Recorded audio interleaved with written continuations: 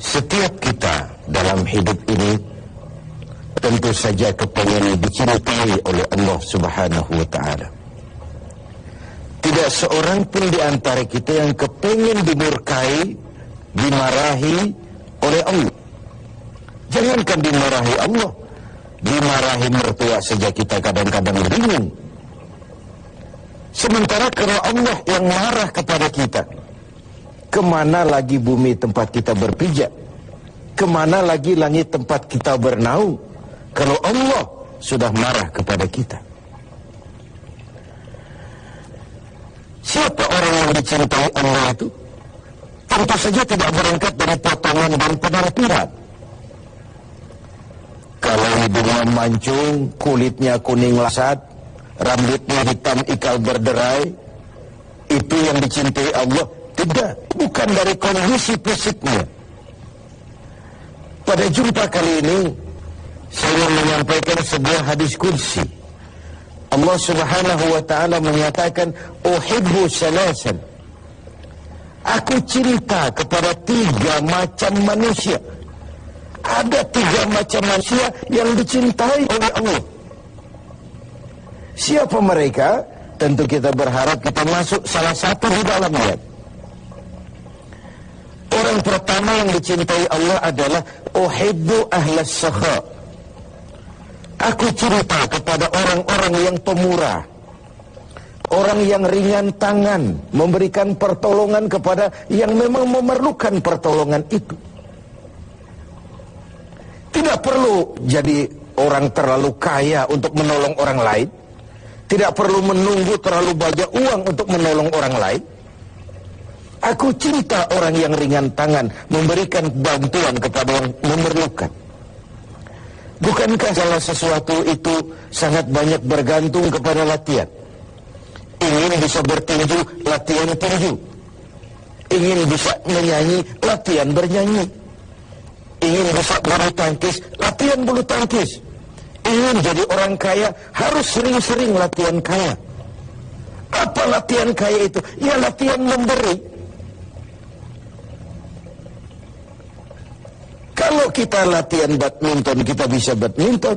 Kita latihan tinju, kita bisa tinju. Latihan kita menyanyi, bisa menyanyi. Kalau kita sering-sering latihan kaya, latihan memberi itu. Pakai lari 1.000, ada masjid, ada selesai 5.000, dan begitu seterusnya. Dan kalau kita sering latihan miskin, awas, ada harapan jadi juara masjid. Apa latihan miskin itu? Punya pun masih minta. Ada kok di kampungnya, temannya datang, rokoknya bukan makin masuk, malah sama teman yang datang dia bilang, bagi rokok sebatang. Punya, masih juga minta. Itu latihan miskin namanya. Dan orang seperti itu ada harapan jadi juara miskin. Dunia pendidikan berkata bahwa pendidikan akan lebih berhasil kalau bersifat audio visual. Mengajar anak berenang, bawa ke kolam. Mengajar anak naik sepeda, berikan sepedanya. Mengajar orang punya pilihan kepada fakir miskin, kepada orang-orang miskin, harus dengan merasakan apa yang dirasakan fakir miskin, harus dengan merasakan apa yang dirasakan orang-orang miskin. Apa itu? Lapar dan haus. Tidak mungkin mendidik orang cinta fakir miskin tidak lewat seminar, penataran, semusim, dibacakan makalah di hotel berbintang pura, bicarakan penderitaan orang-orang miskin, sementara pidato orang kaya ini semua. Dimana kepekaan itu betul? Puasa secara baik, bangsa banyak taruhan, rasakan saja lapar dan haus itu. Ini apa tidak? Kalau kau tahu betapa tidak adanya lapar dan haus, laparmu sebentar, hausmu sekejap. Jika maghrib datang, laparmu hilang, hausmu hilang pun saudara-saudaramu yang terkapar di kolong-kolong jembatan, yatim piatu yang merintih kelaparan, orang-orang jompo yang tiap hari merasakan seperti itu, kepedulian akan melahirkan gerakan-gerakan sosial. Inilah sikap akhlas sakha, orang yang ringan tangan memberikan pertolongan, mudah membantu orang yang perlu. Itu orang yang dicintai Allah. Dan saya katakan tadi, tidak perlu menunggu jadi kaya untuk bantu orang lain. Tidak perlu menunggu jadi miliuner untuk memberikan sumbangsi kepada orang lain. baju yang terburuk di rumah kita mungkin akan jadi baju yang paling baik di rumah orang lain kalau kita berikan kepadanya. Sesuatu yang di tangan kita sudah tidak begitu punya arti, sudah begitu tidak punya nilai, akan besar nilainya, besar artinya kalau kita berikan kepada orang lain. Tapi kita senang dengan itu. Ini orang pertama yang dicintai Allah. Ramadan latihan menjadi orang yang pemurah, dermawan. Yang kedua, orang yang dicintai Allah itu uhibbul mutawadhi'in. Aku cinta orang yang rendah hati. Orang yang bawa ilmu tadi makin berhasil makin merunduk. Sebab bahasa itu Allah berat tambah tebalan, tanpa semua orang katanya. Orang kalau belajar silat berat 3 jurus, berat, ya bukan main. Kita berjerat makin angin dia yang pasang kuda-kuda. Nah, yang dicintai Allah yang bawa ilmu padi, kaya dia, makin rendah hati, makin tinggi jabatannya, semakin melihat kepada rakyat di bawah. Kita perlu tadi yang berbangga seperti tukang pasang genteng. Tukang pasang genteng itu jaga akhlaknya. Siapapun yang memanggil ke bawah dia menoleh. Lain dengan tukang gali sumur. Kalau dia banyak semua lihat ke atas. Orang tersebut cuma kekuasaan. Dan itu yang kita rasakan sekarang.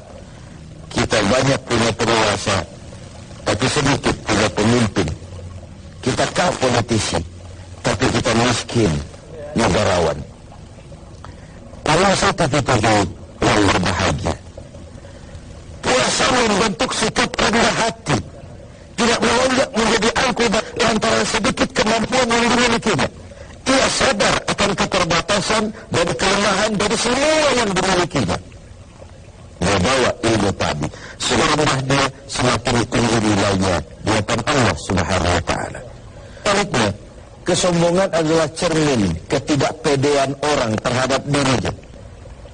Kalimat takabbaru wa takabbaru, membesar-besarkan diri, tidak besar sebenarnya, cuma membesarkan dirinya sendiri.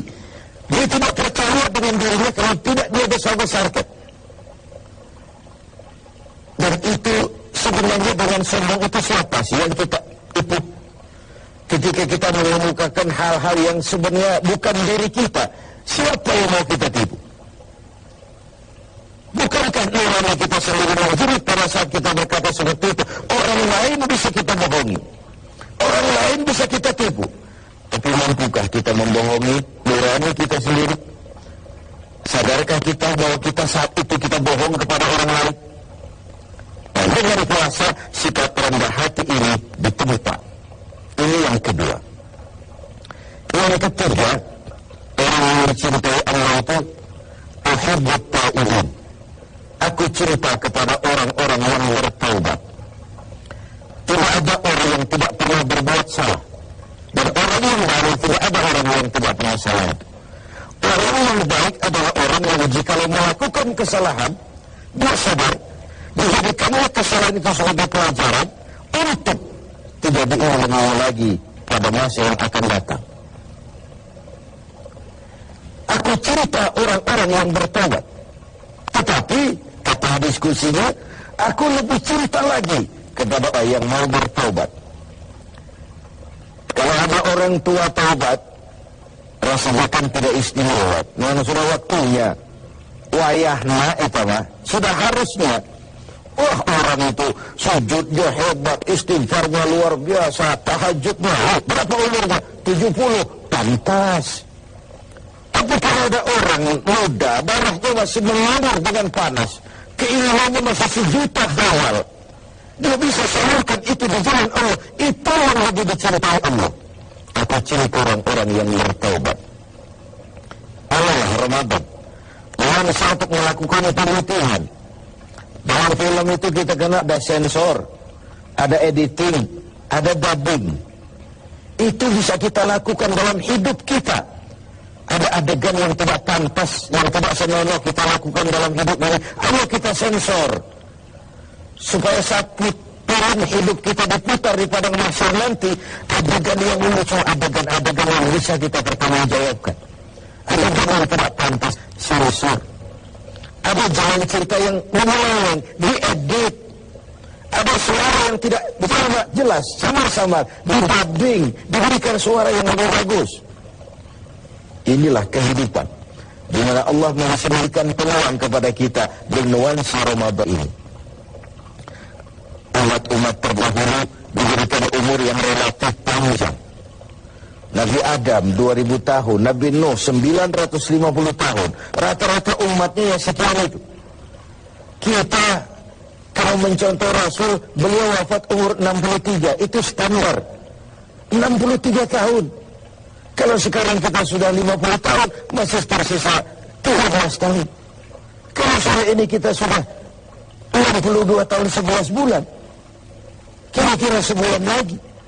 Tetapi untunglah kepada umat Muhammad ini, Allah memberikan ruang dan waktu yang punya nilai spesifik. Nilai ibadah di situ berlipat ganda, dan itulah nuansa Ramadan. Bergantung kepada kita pandai-pandai memanfaatkannya untuk melakukan pemutihan diri di hadapan Allah Subhanahu wa ta'ala. Sehingga kalau nuansa ini bisa kita gunakan dengan sebaik-baiknya, kita masuk dalam kelompok at-taibin, orang-orang yang bertaubat, yang kembali kepada Allah, meninggalkan segala kesalahan yang pernah dia lakukan, maka kita sudah berarti memanfaatkan nuansa Ramadan ini dengan sebaik-baik.